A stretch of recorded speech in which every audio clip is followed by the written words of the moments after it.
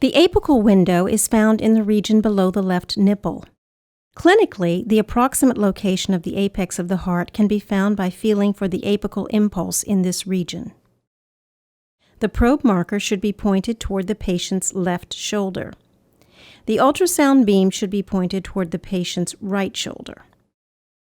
In the apical four-chamber view, the right ventricle, right atrium, and tricuspid valve are on the left side of the image by convention. The left ventricle, left atrium, and mitral valve are seen on the right side of the image. The interventricular septum is visible as well as the lateral wall of the left ventricle.